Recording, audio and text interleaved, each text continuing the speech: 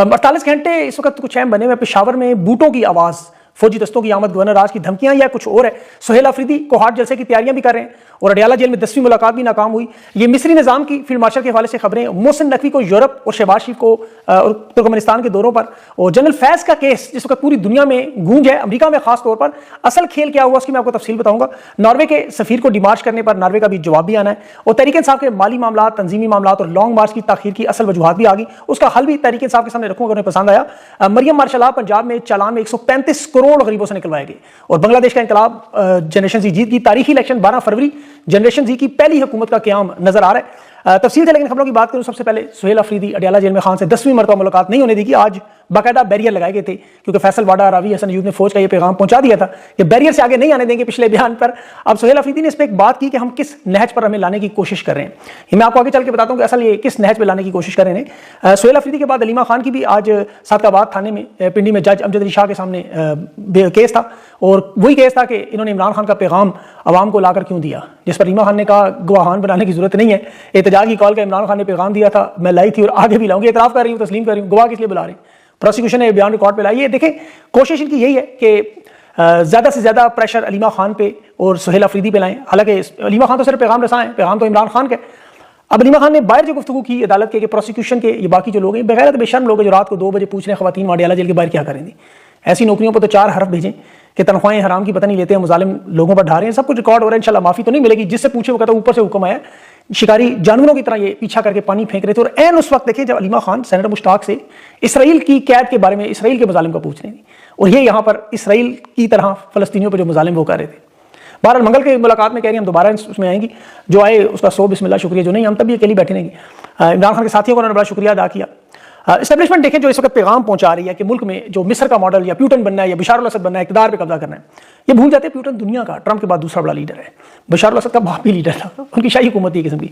यहाँ एस्टेब्लिशमेंट के मैंने आपको 3 दौर बताए थे ताकत की, अब तीसरे दौर में शामिल हो चुके, जहाँ एहतसाब को बहाना कानून का इस्तेमाल, जनरल फैज़ का जो मामला कि 9 मई का फॉल्स फ्लैग ऑपरेशन के बाद जिस तरह खान को दबाने की कोशिशें करते रहे, थ्रू आउट खान को कत्ल करने की भी कोशिश करते रहे, मिलिट्री ट्रायल की धमकियां भी देते रहे, हर किस्म का जोर और जबर आप देख चुके हैं, और खान नहीं मान रहा। अब जनरल फैज़ को एक दफा फिर सामने रखे इमरान खान पर दबाव की कोशिश, हालांकि इन्हें पता है खान को इस चीज़ की परवाह नहीं है। वो तो कहते होंगे कि जनरल फैज़ को मेरी तरफ से फांसी लटका दो, मुझे क्या, ये तो दायरे का मामला। यही बात सुहेल अफरीदी ने भी की।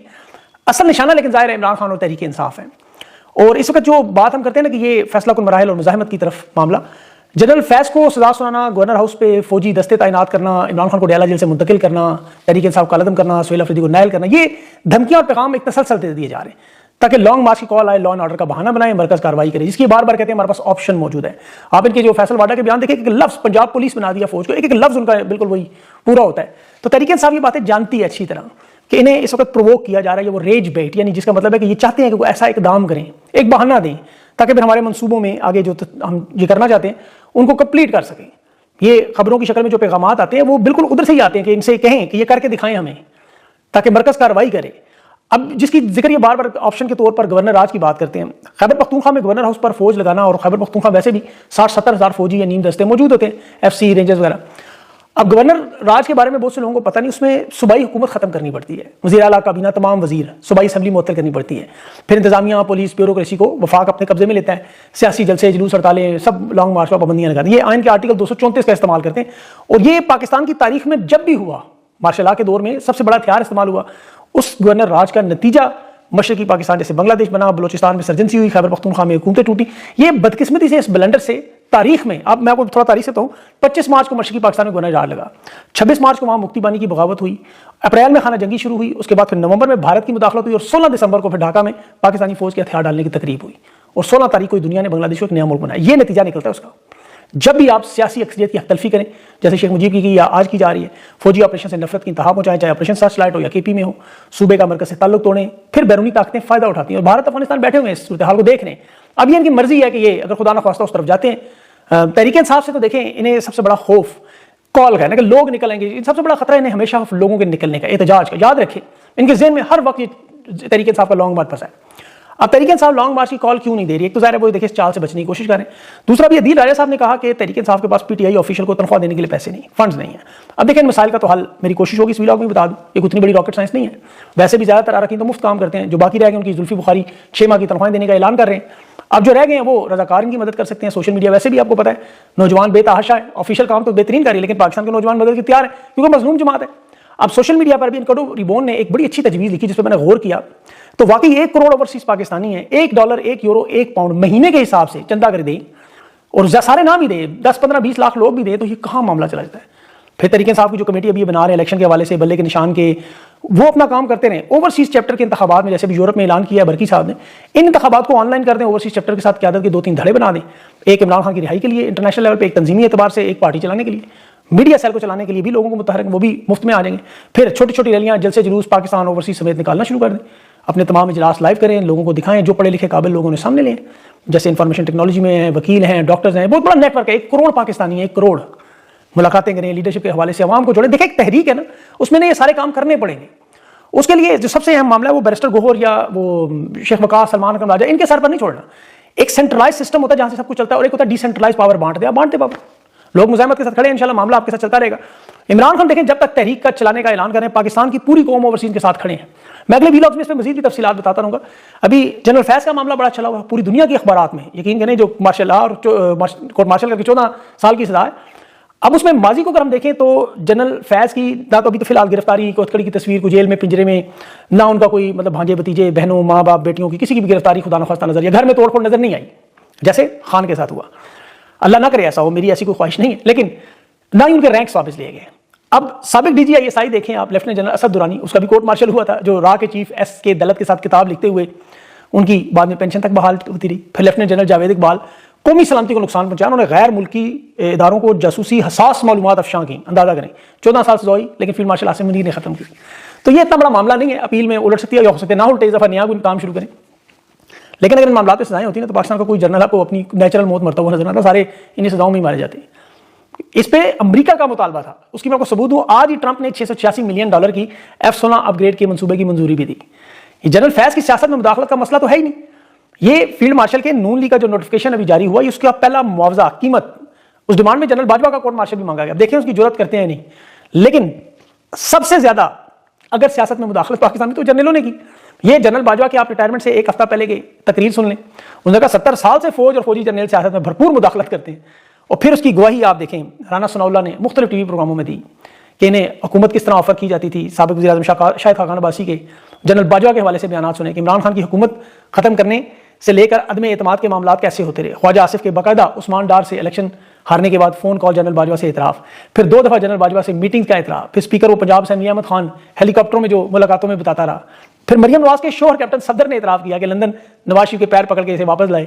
فوج کے جنرل کیا کرتے ہیں. اب پی ڈی ایم کی حکومت کے دوران شہید ارشد شریف کے شو میں میجر جنرل بابر افتخار نے شریف فیملی اور جنرل فیض سے ڈیل کا پورا طریقہ کار روڈ میپ بھی بیان کیا ہوا تھا. مفتاح اسماعیل نے باقاعدہ پوڈ کاسٹ میں بتایا کہ کس طرح جنرل باجوہ جو جنرل فیض کو خود گاڑی چلا کے بلایا کرتا تھا, بھیجا کرتا تھا کہ ان کو لے کر آؤ.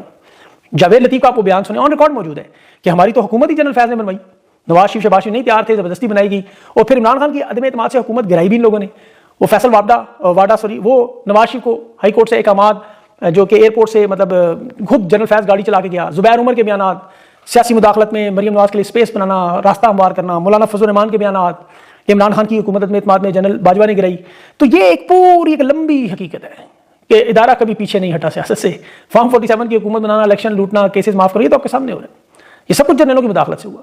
اب جنرل فیض پر سیاسی مداخلت اگر جرم ہے, اس سے اگر قومی سلامتی خطرے میں پڑے تو یہ تو جھوٹ ہے. قومی سلامتی اگر اتنی نازک ہوتی تو وہ جنرل اسد درانی ہاتھوں میں بوتل لیے جنرل ایس کے دلت را کے چیف کے ساتھ بیٹھ کے کتابیں نہ لکھتا, بوتلوں میں بوتیں چڑھاتے. یہ سیاسی مداخلت کا یا قومی سلامتی کا معاملہ نہیں ہے. لیکن اچھی بات ہے, ایک دروازہ کھلا, 78 سال کی تاریخ میں آئی ایس آئی چیف پکڑا گیا, تو ظاہر پھر ندیم انجم ہوں, ان سے پچھلے ہوں, ان سے اگلے ہوں, وہ ساروں کی باری آ جائے گی. فیلڈ مارشل کی بھی بے شک تایات استثناء قانون تو بدلتے ہیں. اب جنرل باجوہ سمیت میرے خیال میں ایک اچھی روایت شروع ہوئی ہے کہ مداخلت کا الزام جس کے تو ثبوت نہیں ملتے نہیں, کیونکہ پاکستان کے ہر دور میں فوجی جنرلوں نے ایک ہی کام بڑا زبردست کیا ہے, سیاست میں مداخلت. اور یہ آج کی بات نہیں ہے. ایوب خان کا مارشل آرٹ اٹھائیں, یحییٰ خان کا مارشل آرٹ دیکھیں, 2 ٹکڑے ہوئے ملک, جنرل ضیاء الحق دیکھیں 11 سال ملک پر کھلواڑ کرتے ہوئے ناجائز قبضہ. پرویز مشرف کے دور میں دیکھیں 8 سال واردات ہوئی, ناجائز قبضہ رہا. پھر ہائبرڈ نظام کے تحت ان کے تمام جنرلوں کے اپنے ریکارڈ میں. تو پاکستان کی تاریخ میں سیاسی مداخلت فوج کا اگر جرم سمجھا تو پھر تو بات بہت آگے چلی جائے گی. 70 سال میں سیاست میں کی ہی مداخلت ہے. اب اس مداخلت کا دیکھیں بہانہ صرف جنرل فیض کو بنایا گیا, لیکن اصل وجہ اگر ان لوگوں کو مداخلت سے مسئلہ ہوتا نا تو یہ جنرل ہیڈ کوارٹر میں ایوب خان, یحییٰ خان, مشرف, ان کے پوسٹر نہ لگے ہوتے جنہوں نے حلف کو اپنے پیروں تلے روندا, تختہ مشق بنایا ملک کو. जनरल फैज को तो इसलिए टारगेट किया गया है, मैं आपको कि अमेरिका का ये $1 खरब अफगानिस्तान में 20 साल कब्जा और उस इनखलाब पर मजबूर हुआ, एक शर्मनाक शिकस्त जिसका अमेरिका जख्म चाट रहा है, जिसका बदला उन्होंने इमरान खान से रजीम चेंज ऑपरेशन में भी लिया और फिर अफगानिस्तान में जो मफादात थे उनके, पाकिस्तान के अंदर ताकत की जंग थी, उसका पूरा हिस्सा बने। जनरल फैज को सजा लाजमी दिलवानी थी।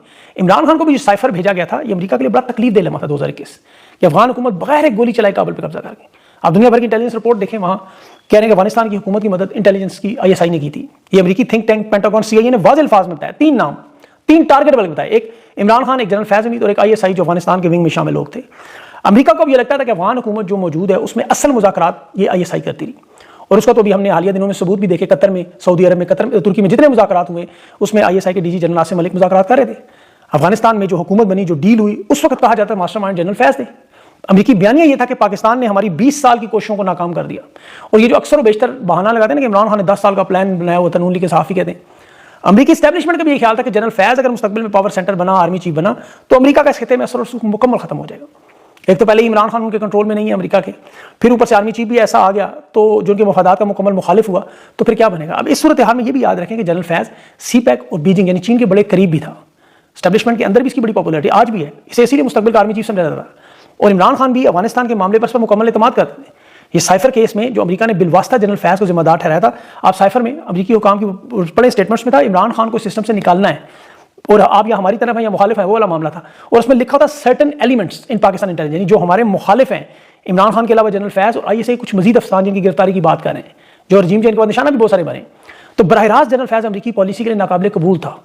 इन्हें एक ऐसा आर्मी चीफ जो वाशिंगटन की जो एक सीधी लाइन है, जो व्हाइट हाउस में लंच के लिए तैयार हो, इनके मुतालबात माने, ऐसी इंटेलिजेंस को जो अमेरिका की स्ट्रेटजी के खिलाफ हो, हिकमत अमली को सब नहीं मानते ये। और जनरल फैज के हवाले से मजे क्या बताऊं, CIA की आप रिपोर्ट्स में 4 सख्त जुमले लिखे हुए थे। एक था ये आज़ाद खुद मुख्तार है, दूसरा ये अफगान हुकूमत के करीब है, तीसरा ये अमेरिका के मफादात और एतमाद का बंदा नहीं, और चौथा ये उन सियासी कुव्वतों को पसंद करता है जो अमेरिकी पॉलिसी के मुखालिफ है।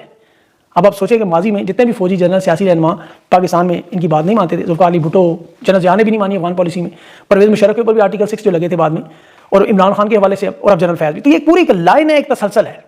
अमेरिका ने जनरल फैज को निशाना भी इसलिए बनाया कि ये इस्टेब्लिशमेंट को पैगाम दिया कि पाकिस्तान के फैसले हमने करने हैं, चाहे ISI हो या फौज के आला अहदेदार हो।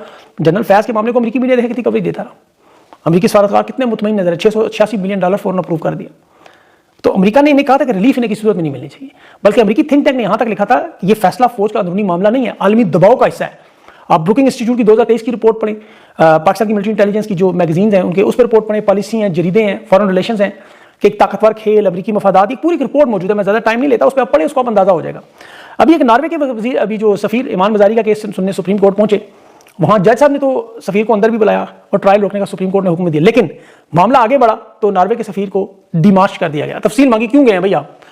ईमान मज़ारी ने इसका जवाब दिया कि ये एक ओपन ट्रायल था, कोई भी केस सुनने के लिए आ सकता है, ये पाकिस्तान के अंदरूनी मामलों में मुदाखलत नहीं है। इस पर भी नॉर्वे का यूरोपीय यूनियन का जवाब आना है, और यूरोपीय यूनियन में आज एक बड़ी मीटिंग भी हो रही है, कल मैं आपको तफसील दूंगा उसकी। लेकिन ईमान मज़ारी लकी हैं, खुशकिस्मत है इनके लिए, नॉर्वे के सफ़ीर आगे यहाँ खान की बहनें एक मामूली दर्जा अव्वल के मजिस्ट्रेट के सामने खड़ी बयान दे रही हैं। लेकिन चले 78 साल की आज़ादी है, ये सारे मज़ालिम उसका हिस्सा बर्दाश्त करेंगे इंशाल्लाह सब हम, और इस लंबी लड़ाई में इंशाल्लाह जीत जो पाकिस्तान की आवाम की होगी, कुछ अर्से बाद हम लोग सेलिब्रेट कर लेंगे। तो अपनी हिम्मत ना हारें, मायूसी के तो अपने नज़दीक ना आने दीजिएगा। मैं अगले वीलॉग में और बहुत सारी अहम चीज़ें, लेकिन वीडियो बहुत लंबी होगी, कोशिश करूँगा कि मैं एक वीलॉग सुबह के औकात में भी आपके सामने रखूँ। कुछ मालूमात बहुत सारी मेरे पास और वक्त कम था। अपना ख्याल रखें, मुझे इजाज़त दें, अल्लाह हाफ़िज़।